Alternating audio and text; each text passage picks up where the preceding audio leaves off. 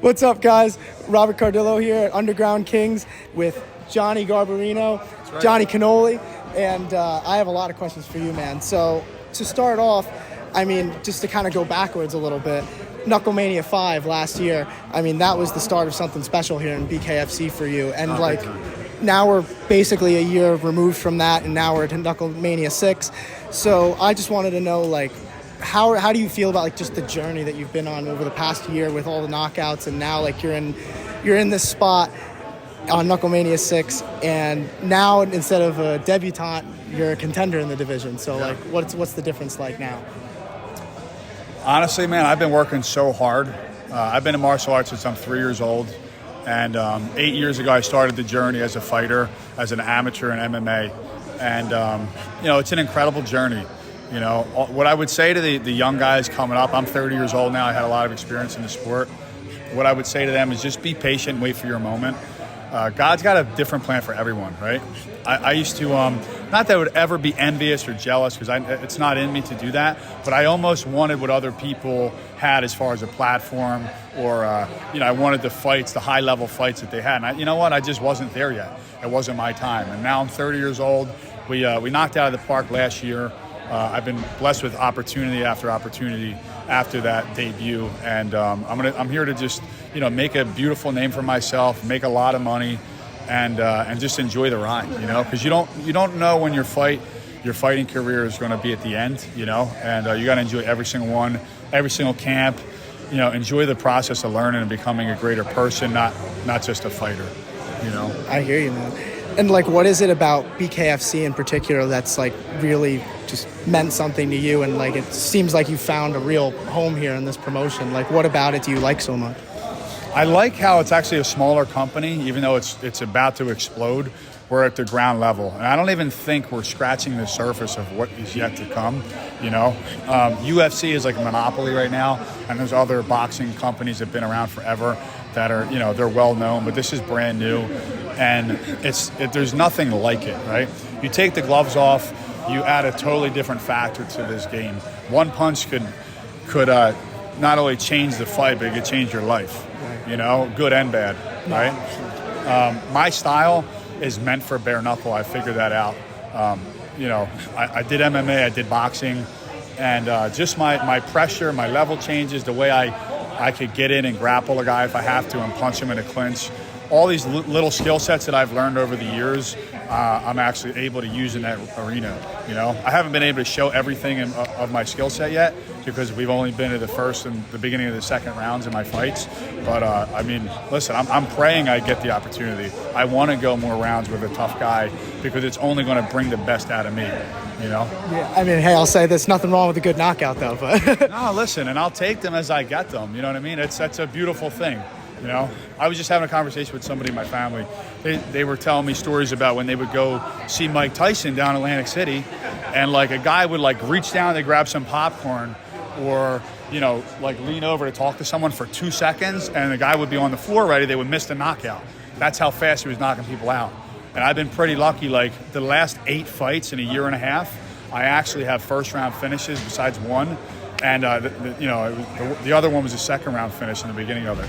But between head kick knockouts right in the beginning of the round in MMA, or the performance I put on in the Wells Fargo last year, I've been very blessed. I'm smashing these guys. I'm seeing the shot and I'm taking it. So. Gotcha. And let's talk about your opponent a little bit. I was talking to you a little bit off camera before we started here. A lot of heat coming into this matchup. Obviously, you guys had that big brawl at the press conference, and when I was watching it on social media back when it happened, obviously you were talking, Pat Sullivan was talking, and so was Kaine Tomlinson. What exactly was it that say, didn't he? Dude, that's for sure. What exactly was it that started the brawl itself? Because obviously at a press conference, you're expecting people to talk a little bit of crap. You are. You're definitely expecting some sort of shit talk to be said, some sort of insults. I'm almost mentally prepared for that. See, Dave, I'm almost mentally prepared for that. And when he went in there, he kind of was hitting with some low blows. And Pat's crazy, right? He's shot out of a cannon, just like a lot of other people from South Philly. But he was saying some crazy shit. I can't even repeat because I'm not saying it. I got a different audience and a different following than him. But that all being said, they were getting it in a little bit too nasty, and he started to focus that energy on me. And he made a comment saying, you know, you're going to go out on a stretcher just like your fucking homeboy. Excuse my French. Yeah. But, you know, I don't like to talk. We you know, in South Philly, I think we're a little different than a lot of people in the rest of the country. Like New York guys, I've been here and done that with New York guys online, with keyboard warriors, or I've even done it in person. They get in your face. They talk shit. First off, me growing up, you weren't allowed this close to me. Yeah. This close. You get any closer, I'm knocking you right out. That's it. You know what I mean? Especially if I feel the energy. Correct. No, so, with all that being said, the other guys just like to run their mouth. I don't like that shit.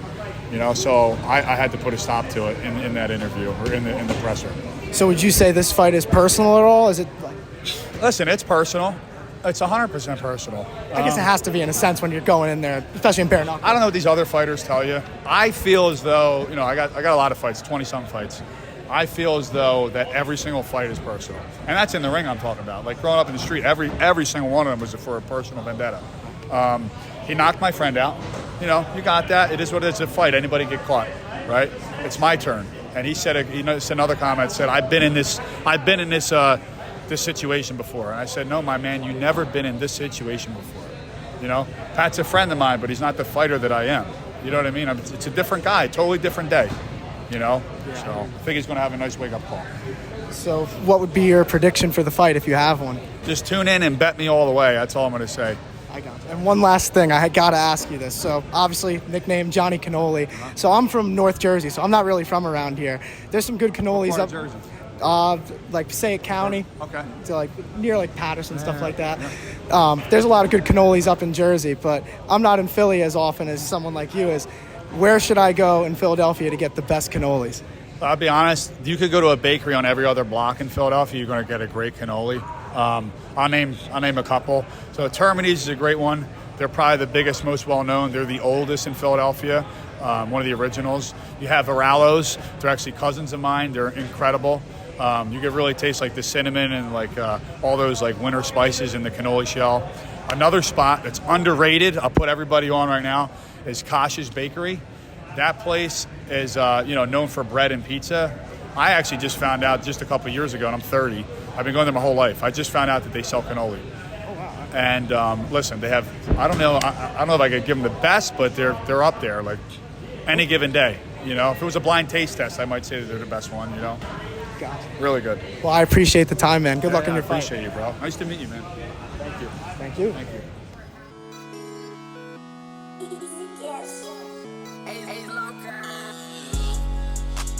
Feel just like a superstar. Doing all these drugs, I don't think I'm gonna see tomorrow. Living fast, brand new dash up in a foreign car. It's the type of shit that you be doing when you going hard.